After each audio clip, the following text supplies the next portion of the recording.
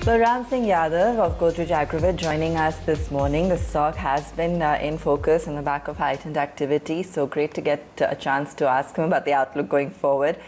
Mr. Yadav, thanks so much for being with us. Now let's talk about first really how rural consumption has been impacted post the second wave. Eyes on the recovery now, how you're seeing things getting better on ground.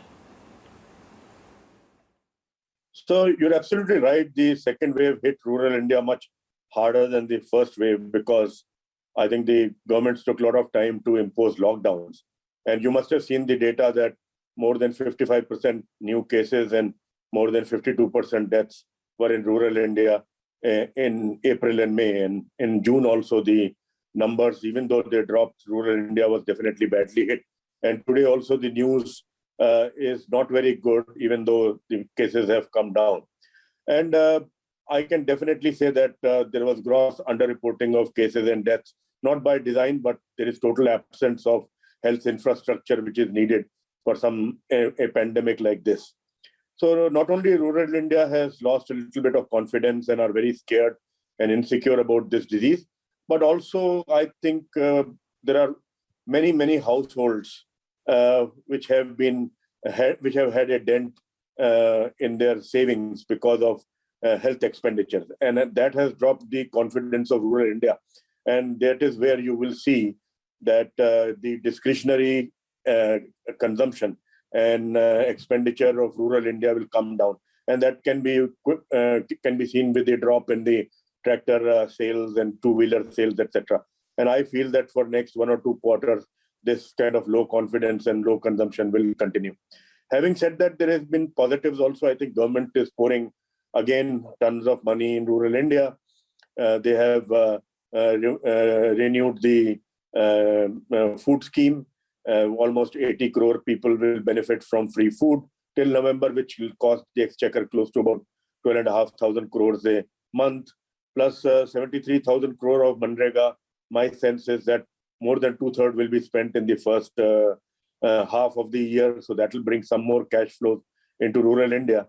And apart from a lot of other initiatives, I must also tell you that the procurement has been extremely good. 80,000 crores worth of wheat, which has benefited almost 4.5 crore families, has been procured in the month of May and June, which is all-time record, and all this money has gone directly to the farmers. So my sense is that if you ask me about cash flow situation, the problem is not there. But discretionary expenditure because of the fear of COVID will definitely be much low in rural India. So last year we'd seen an impact when it came to animal proteins and consumption on that front, and in turn demand for animal feed. Is that a similar case this time around? What is the scenario on demand when it comes to this segment? So I must tell you that animal protein industry is about a million lakh ton, 10 lakh crore industry. And unfortunately or fortunately, 1/3 of that industry is out of home consumption, whether it is milk, whether it is chicken, whether it is eggs or any other animal protein. And just because of lockdown, just because of out of home consumption is negligible, I think these industries suffered because of shrinkage of demand. And again, first quarter last year was bad. This quarter again has not been very good, not as bad as it was last time because the lockdowns were more severe. But animal protein consumption will not go up unless and until things come back to normal in terms of out-of-home consumption, in terms of celebration.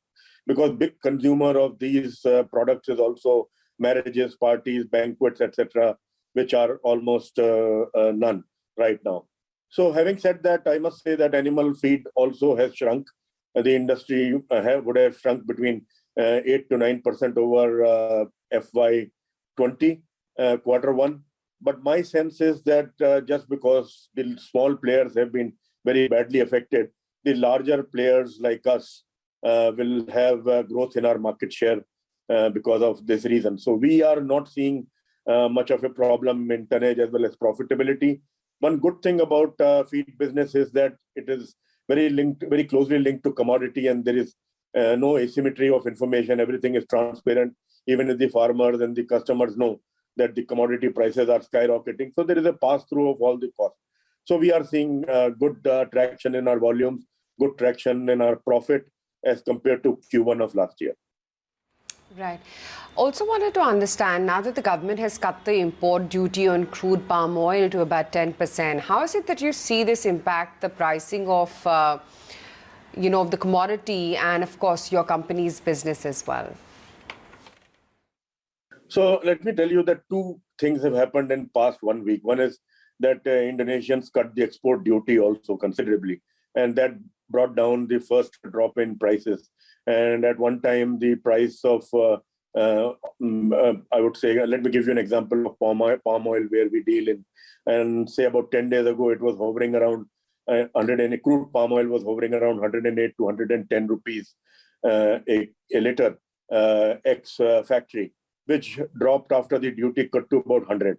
And after this 5% duty cut, my sense is that today it will drop to 96, 97. The other reason why the drop can be even more, because supply-demand situation is anybody's guess. The way country is opening up, we do not know how much time it will take, a few weeks or a few months for demand to increase. So my sense is that edible oil inflation will be controlled. Prices are likely to come down by another 5 to 7% in next 1 week.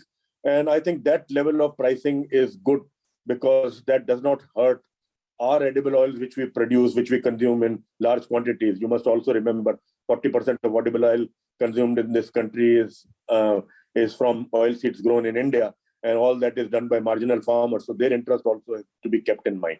But yes, definitely the situation is continuously improving, and my sense is that it will fall by another 10 to 15% 3 to 4 months later. Are you then expecting a bumper crop this year, and how do you see this helping the prices settle? Now, everybody was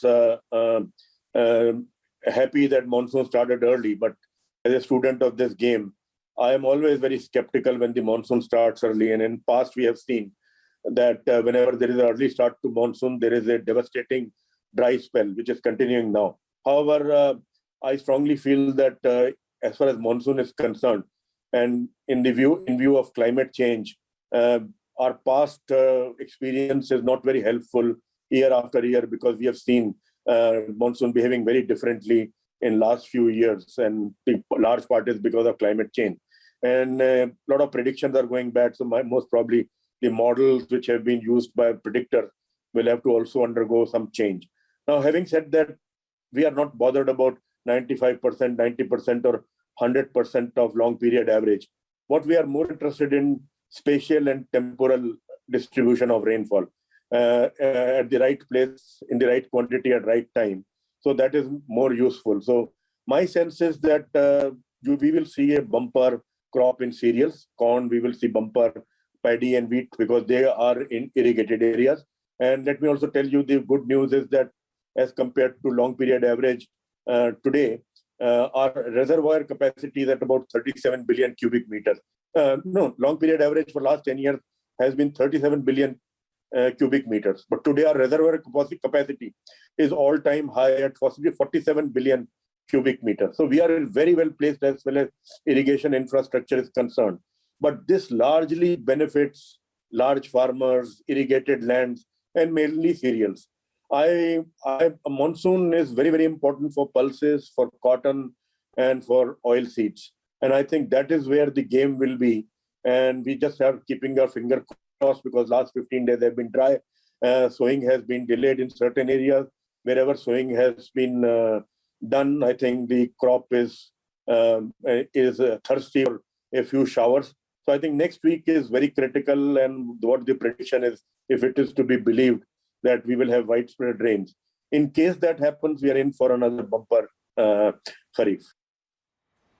Okay, great to then have you on the show. Thank you so much for taking the time out and speaking with us. That's the word coming in from Godrej Agrovert. After what looked like a tempered start, we've nicely picked up 0.5% higher is where we wrap it up on this edition of The Market. Thanks very much for watching.